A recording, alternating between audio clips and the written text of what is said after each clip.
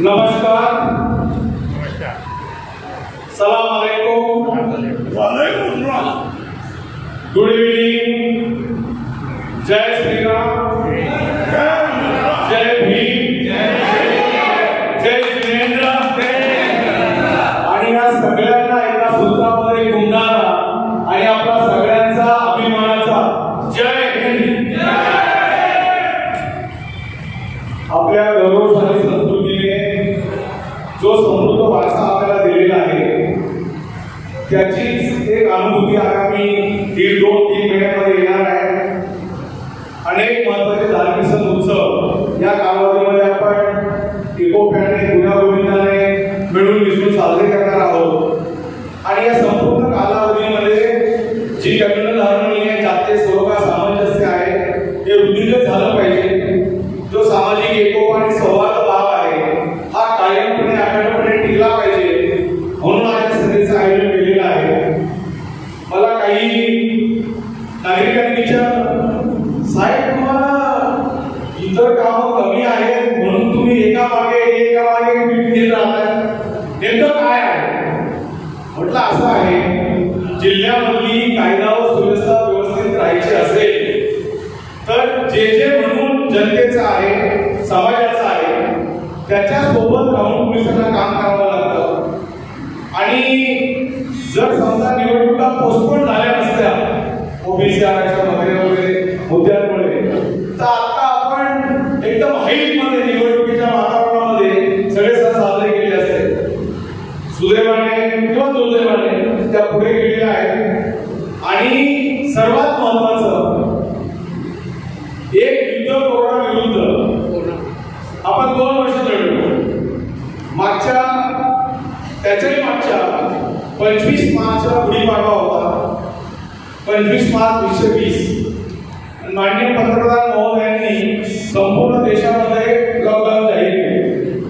असं वाटतं का 2020 मध्ये कोरोना संपून जाईल, नामशेष होऊन जाईल, परंतु 2021 सुद्धा त्यामध्ये गेलं. 2 वर्ष गेल्यानंतर या गुढीपाडव्याला 2 एप्रिलला माननीय मुख्यमंत्री महोदयांनी हे निर्बंध संपूर्ण राज्यामध्ये शिथिल केले.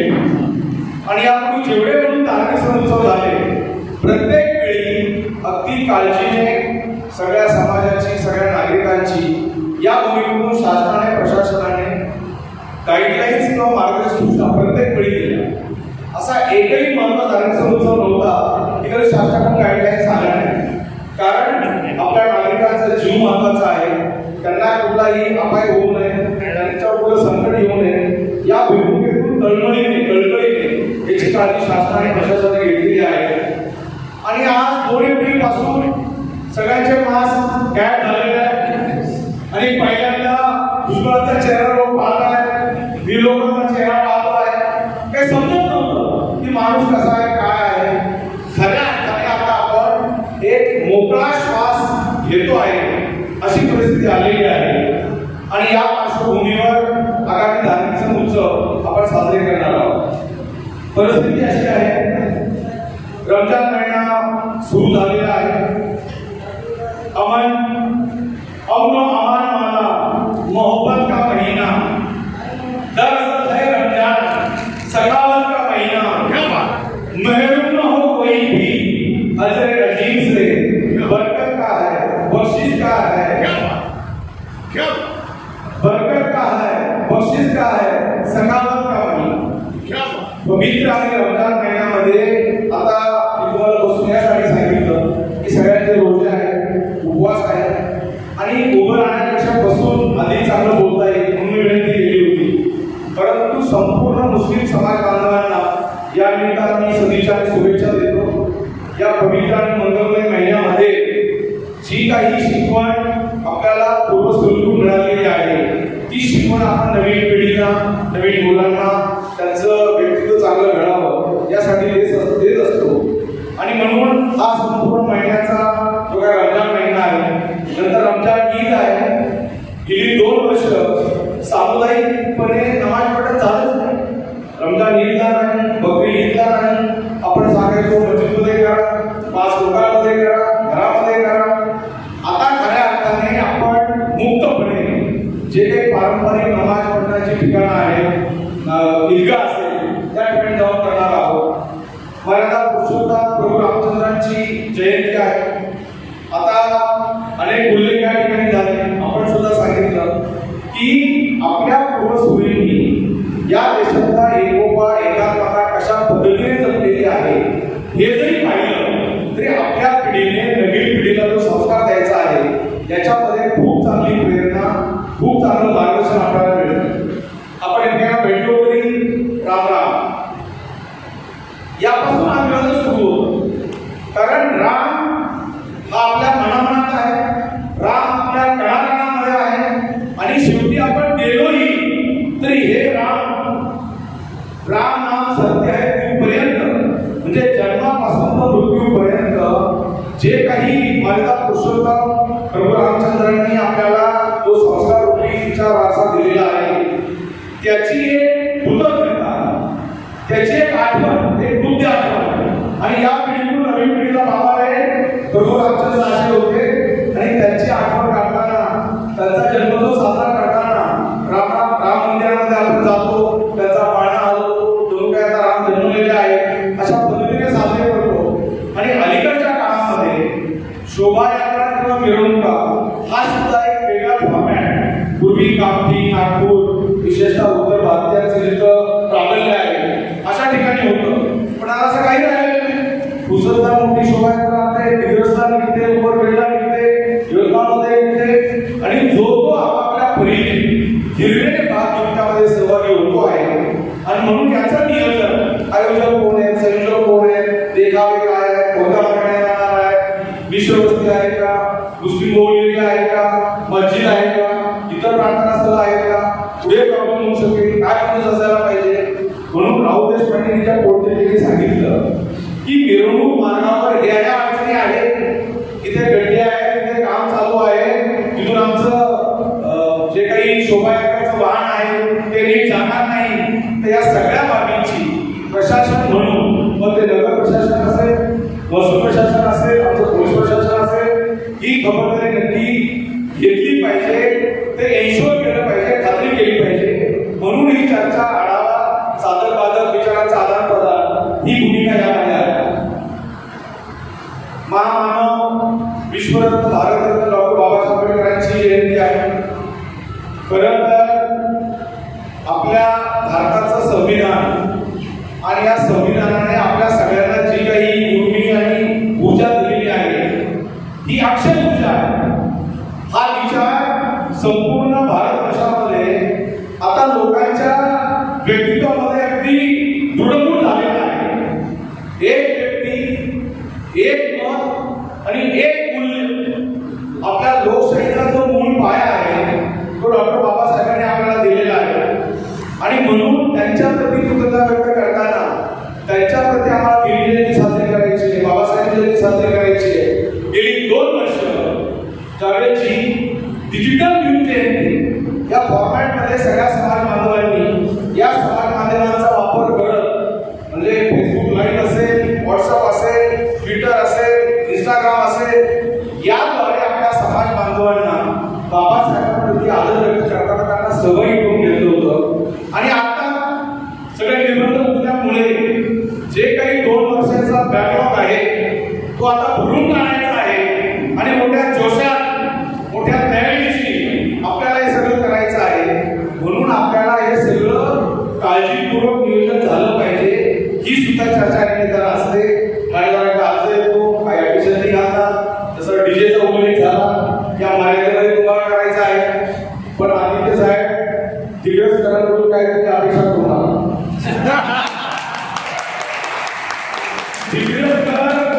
दिग्रस दी ग्रेट यासाठी काही सांगा.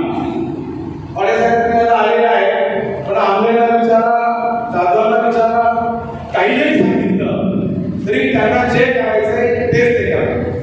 पण मी आवर्जून सांगेन की एक सुवर्ण तुम्ही गाठला पाहिजे.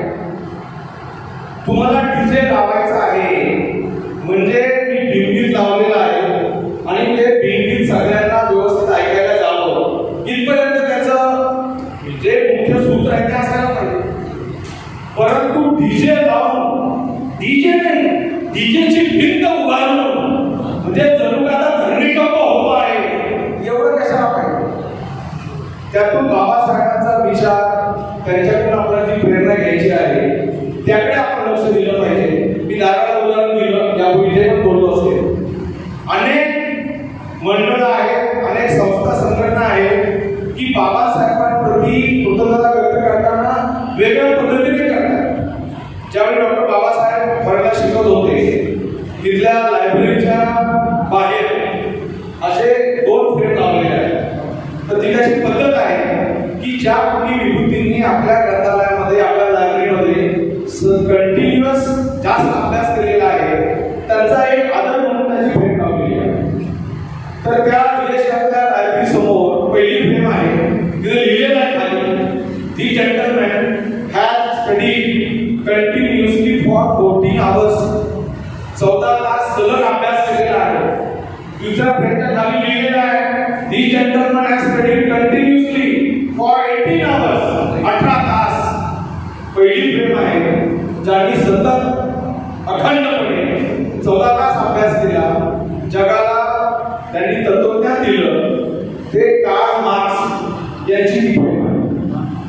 दुसरी फ्रेम तिथे लिहिलेलं आहे की या विभूतींनी सतत 18 तास अभ्यास केला आहे, त्याच्या खाली लिहिलेलं आहे डॉक्टर भीमराव रामजी आंबेडकर. म्हणजे बाबासाहेबांचा गौरव जगविख्यात विद्यार्थ्यांनी केलेला आहे की त्यांनी सलग 18 तास अभ्यास केलेला आहे. आणि ज्यावेळी तिसरी फ्रेम रिकामी आहे तिथे अजून तिसरी फ्रेम राहिलेली नाही. 18 तासाचा विक्रम आजही बाबासाहेबांचा अवभातिक आहे. तर बाबासाहेबांनी आपल्याला काही कृतज्ञता व्यक्तच करायची असेल तर अशा फॉर्मॅटमधून आपण जायला हवी. परंतु तुम्ही मिरवणूक काढता, तुम्ही शोभायात्रा काढता, देखावे करता, भीम लावता, अजून काही त्यामध्ये फॉर्मॅटमध्ये आणता, बिलकुल चालेल. ठाणेदार आहे, अर्ज द्या, अटीशर्ती घ्या, त्याप्रमाणे करा. मी दिग्गजचा दाराला विचारलं यांना, आपल्याकडे नॉईज लेवल आहे का? म्हणजे बिलकुल आहे. कॅलिब्रेशन केलेलं आहे. 55, 65, 75च्या पुढे त्याचंच प्राधिकरण आहे, त्यांनाच पुढे दाखल करायचे आहे. आणि पुढे दाखल करायचे म्हणजे नुसते कागदोपत्री नाही, त्या डीजे वाल्याची गाडी, त्याचे बॉक्सेस, साऊंड बॉक्सेस, आपलं दप्तर सगळं जप्त करून ठाण्यामध्ये जाऊन पण कारवाई करता येते. त्यामुळे माझी सगळ्यांना सूचना राहील की तुम्ही नियमात बसून आपल्या आनंदाला, आपल्या उत्साहाला पुढं मर्यादा घालू न देता कायद्याच्या चाकोरीत कसं बसवायचं असं नियोजन आपण करायला पाहिजे असं मला बोलून वाटतं. त्याच दिवशी 14 एप्रिलला भगवान महावीर यांची सुद्धा जयंती आहे.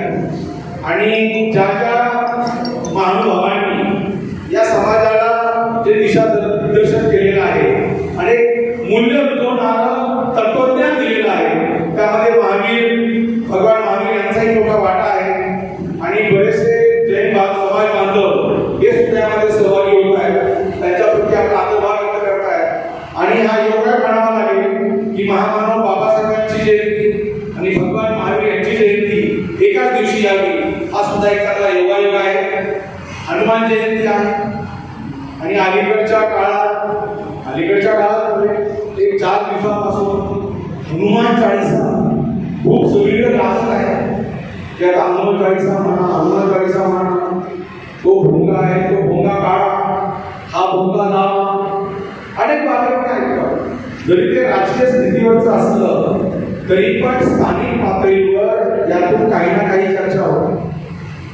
मध्ये सर बोलताना मी काय सांगायचं म्हणून पाहत होतो, वो जिंदगी नहीं जो शहीद नहीं, वो जिंदगी नहीं जो शहीद नहीं, भगत सिंह, सुखदेव या अब्दुल हमीद.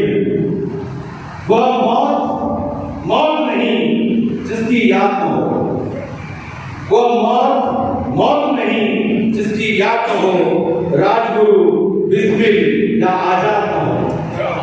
वह नेता नहीं जिसका विश्वास न हो, वह नेता नहीं जिसका विश्वास न हो, गांधी, पटेल या सुभाष को, वह धर्म नहीं जिसमें सेवा न हो, वह धर्म नहीं जिसमें सेवा न हो, बाबा आमटे या मदर तेरेसा न हो, वह ज्ञान नहीं जिससे कल्याण न हो, वह ज्ञान नहीं जिससे कल्याण न हो, गीता बाइबल या कुरान, वह हृदय नहीं जिसमें तीर न हो, वह हृदय नहीं जिसमें तीर न हो, वह भारत नहीं जिसमें कश्मीर न हो।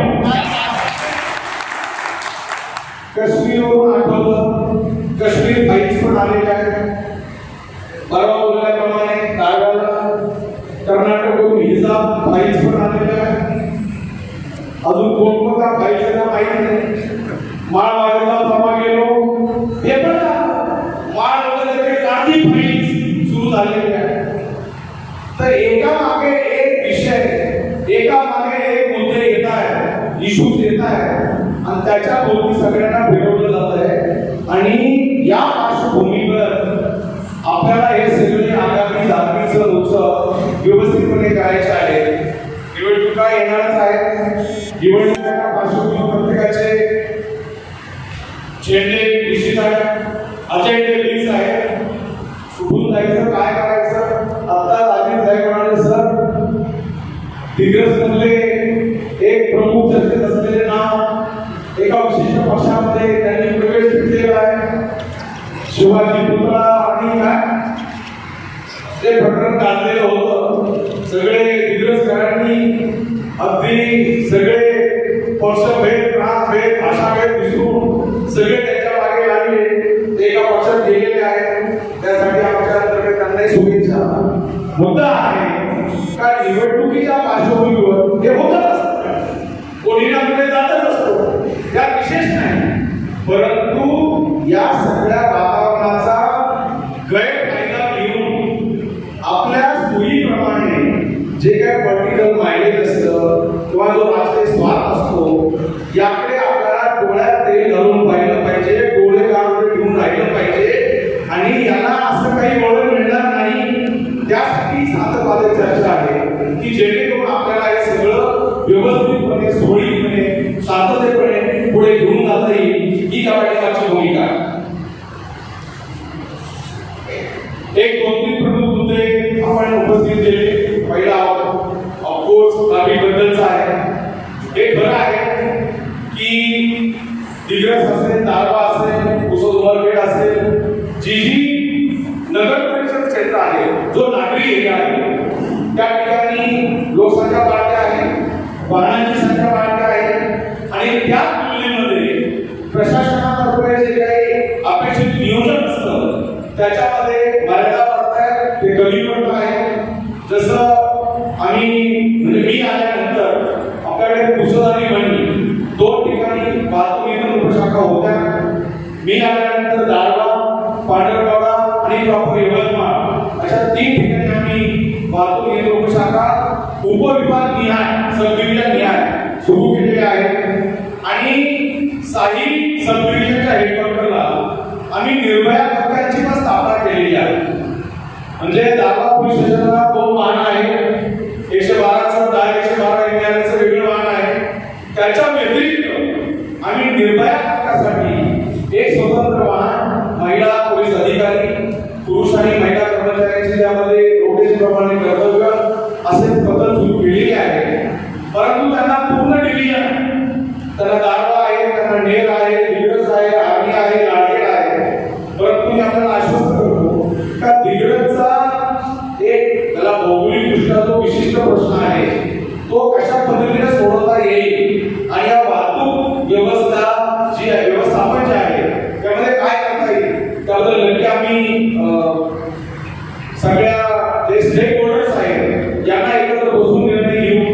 त्यामध्ये आरटीओ आहे, पीडब्ल्यूडी आहे, एनएचए आहे, आमचे हॉस्पिटल्स आहेत आणि ट्रॅफिक प्रश्न किंवा वाहतूक व्यवस्थापन असा थोडा वेगळा आयसोलेटेड विषय नाही. म्हणजे रोड सेफ्टी जसं मी म्हणाला की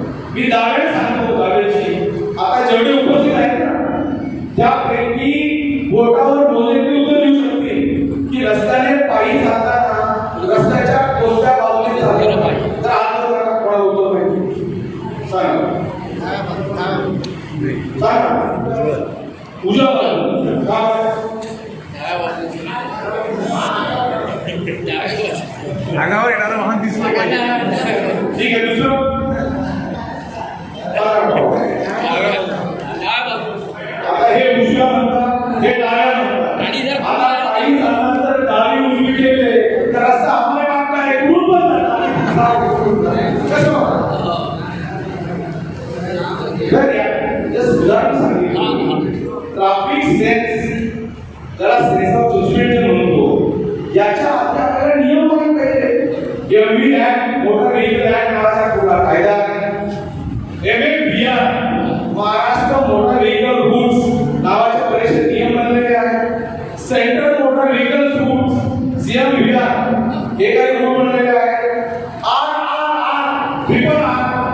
रूल्स ऑफ रोड रेग्युलेशन हे काही नियम बनलेले आहेत. आणि हे सगळे नियम असल्यानंतर रस्त्याने पायी चालताना रस्त्याच्या कोणत्या बाजूने जायचं, साहेब याचं उत्तर या तिन्ही नियमामध्ये पुढे लिहिलेलं नाही. परंतु ministry of road transport and highways जे केंद्र शासनाचं मॉड नावाचं मंत्रालय आहे, त्याच्या अनेक सर्क्युलर अनेक स्टँडिंग ऑर्डर आलेले आहेत. तर पूर्वीच्या काळी जे उत्तर त्यांनी दिलेलं होतं की रस्त्याने पायी चालताना रस्त्याच्या उजव्या बाजूने चाला, म्हणजे समोरून येणारी वाहने तुम्हाला दिसली आणि तुम्ही तुमचा जो काही आपला जीव वाचवण्याच्या भूमिकेतून जाऊ शकता. आणि पुढे आकाशवाणीवरून हे नियम प्रस्तुत व्हायचे. मी ऐकलेले लहानपणी की रस्त्याने पायी चालताना रस्त्याच्या उजव्या बाजूकडून चालावे. परंतु आता फुटपाथ झालेले आहे, वाहनं झालेली आहे, वाहनं डाव्या बाजूने जातात. आता फुटपाथ झाल्यामुळे आता तो नियम काही इथे लागू पडत नाही. जो फुटपाथ तुम्हाला दिलेला आहे त्यावरून चाललं पाहिजे. पण तुम्ही पण समज व्हा, हे फुटपाथ चालण्यासाठी कधीही नसतात. ते हॉकरसाठी, ते लोड गाड्यांसाठी, ते इतर कामासाठी ते अतिक्रमण करून त्या ठिकाणी दुकानं काढलेली असतात आणि ते फुटपाथ कधीही कामाला येत नाही. आणि जर तुम्ही मग डाव्या बाजूने चालले फुटपाथच्या खाली, तर मागून येणार कधी तुम्हाला ठोकरेल मारेल याची काही गॅरंटी नाही. म्हणून या सगळ्या वाहतूक व्यवस्था आराखड्याबद्दल आम्ही एकत्र बसू, सगळ्या विभागांना एकत्र करू आणि ट्रॅफिक सिग्नल काय कधी नाही, ट्रॅफिक सिग्नल जाऊ द्या. जे महत्वाचे टी पॉइंट किंवा चौक आहे, साधा ब्लिंकर तरी आहे का? येणाऱ्या वाहनाला कळलं का की समोर टी पॉइंट आहे, चौक आहे, पुढे काहीतरी वळायचं आहे. तर या ट्रॅफिक सिग्नल किंवा ब्लिंकर्स यासह किंवा जे काही रोड मार्किंग आहे किंवा इतर बाबी आहेत याचा परिपूर्ण अभ्यास करून नगर परिषद असेल किंवा आपल्या DPC मधून काही फंड यासाठी प्राप्त करून निश्चितपणे याकडे लक्ष देण्यात येईल. परंतु उष्माघाताने मनुष्य मरण पावला, कोणाला करणार, कुणाला केला, पोलीस उशीर आला. कारण आजही लोकांचा विश्वास पोलिसांवर आहे आणि आपण मान्य करायला पाहिजे की उष्माघाताने मनुष्य मरण पावलेला आहे किंवा त्याला काही अपाय झालेला आहे तर तात्काळ कोणी मदत दिला तर पोलिसांना फोन करता येईल, काहीतरी करतील. म्हणून आजही या खाकी वर्दीवर विश्वास आहे आणि त्या विश्वासाने तुम्हाला मी सांगेन की या वाहतूक व्यवस्थापन आराखड्याबद्दल आपली एक दिग्रसकरांची एक समिती आपण गठीत करू. डॉक्टर साहेब, म्हणजे तुम्ही सुद्धा त्या समितीमध्ये या की जेणेकरून आपल्याला आपल्या नागरिकांसाठी काय करता येईल अशा पद्धतीने त्यामध्ये जुने बुजुर्ग लोकांना त्यामध्ये घेऊ, नवीन पिढीचे प्रतिनिधी त्यांना त्यामध्ये घेऊ आणि या वाहतूक व्यवस्थापनामध्ये काय काय करता येईल. ट्रॅफिक मॅनेजमेंट किंवा road safety, E for enforcement, E for engineering, E for emergency medical care, E for traffic education आणि या सगळ्या 4E मध्ये ई फॉर एन्करेजमेंट प्रोत्साहन दिलं पाहिजे. आज तुम्ही नगर परिषदेचा विचार या वाहतूक व्यवस्थापनासाठी नगरपालिकेचा साधा 1 रुपयाची तरतूद केलेली आहे.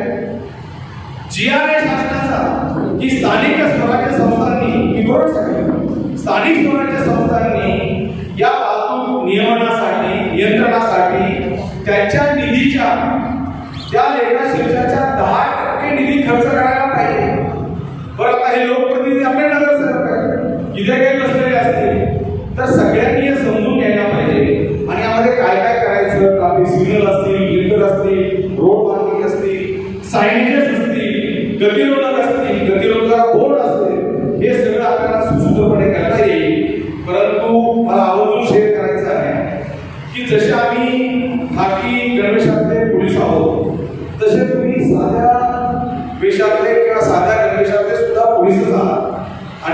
दाखल्याला उल्लेख केला, आमचे गायकेस ऑफिसर आहेत सुकीर्ती माधव मिश्रा, त्यांनी सुंदर काव्यपंक्ती लिहिलेली आहे. तुम्ही सुद्धा आता नेटवर उपलब्ध असते. मैं खाकी हूँ, दिन हूँ रात हूँ, सांझ वाली बाती हूँ, मैं खाकी हूँ. आंधी में, तूफान में, होली में, रमजान में, देश के सम्मान में अड़िग कर्तव्यों की अविचल परिपाटी हूँ, मैं खाकी हूँ.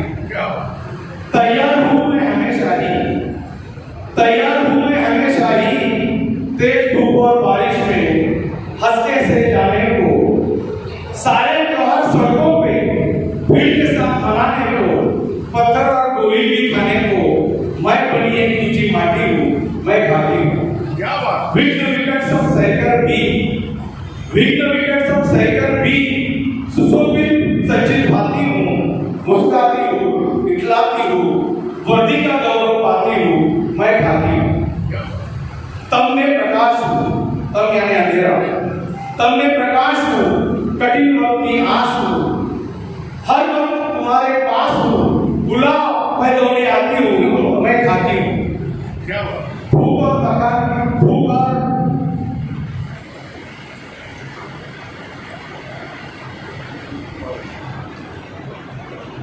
और थकान की तो बात ही क्या, भूख और थकान की तो बात ही क्या. कभी आग हूँ, कभी चोटिल हूँ, और कभी तिरंगे में लिपटी रोटी सिसकती छाती हूँ. शब्द कुछ ही पाया, शब्द कब पाया कुछ ही, आत्मकथा में बाकी हूँ, मैं खाती हूँ. बाकी गणवेशातल्या पोलीस अधिकारी, पोलीस संबंधाचं जे कर्तव्य आहे, मी या काव्यपंक्तीने जरी पाहिलं तरी आपण सगळेजण प्रत्यक्ष अप्रत्यक्षपणे अशाच पद्धतीने काम करतो. नगरसेवक असेल, कम्युनिटी लीडर असेल, त्या वाडामधला कोणी प्रमुख नेता असेल, ते सुद्धा समाजाच्या रक्षणासाठी, समाजाच्या दुःखवेदना कमी करण्यासाठी तहान भूक विसरून, आपल्या दुःख दर्द सगळं विसरून त्याच्या मदतीला जातात. आणि म्हणून अशा प्रकारच्या बैठकांमध्ये एकमेकांना समजून घेणं, जी शासन प्रशासनाची भूमिका आहे, जी आमची आंतरिक तळमळ आहे, ती आपण समजून घेतली पाहिजे आणि त्याला सकारात्मक प्रतिसाद दिला पाहिजे. नाहीतर सगळं काय इकडून पोलीस सोनारे तिकडे गेले आहे, सगळं समजून सांगितलं, आम्ही आमच्या पद्धतीनेच करणार, कारण आम्ही दिग्दर्शक आहोत. हा जो नावलौकिक आहे किंवा बदलौकिक आहे, त्याच्यामध्ये बदल घडवण्याची ही संधी आपण मानली पाहिजे. आणि मग रामनवमी असेल, बाबासाहेबांची जयंती असेल, महावीर जयंती असेल, हनुमान जयंती असेल, पुढे येणारी बौद्ध पौर्णिमा असेल किंवा रमजान ईद असेल, या सगळ्यांमध्ये आपण सगळ्यांनी जे नियम आहेत, जे अटीशर्ती आहेत, यांचं अनुपालन करण्याची भूमिका घेतली पाहिजे. आणि सगळ्यात महत्वाचं, ज्याच्यासाठी आपला मुख्य उद्देश आहे की ॲट एनी कॉस्ट समाजामध्ये, जाती जातीमध्ये, धर्माधर्मामध्ये कोणत्याही प्रकारची तेढ वाढणार नाही, अशा पद्धतीची भूमिका घेण्याची गरज आहे. दुर्दैवाने असं काही घडलंच, तुला तरी भोंगा आला, अमुक आलं, तमुक आलं, तर त्याला दूर सारून हे दिग्रस आहे, हे दिग्रस एकता की कौमी, एकता की भूमी आहे. त्याला आमच्या गावामध्ये, शहरामध्ये अजिबात प्रवेश नाही. विचारधारा वेगळा आहे, पक्ष वेगळा आहे, तत्वज्ञान वेगळं आहे, परंतु मी माझ्या धर्माबद्दल, माझ्या विचारधारेबद्दल, मी माझा स्वाभिमान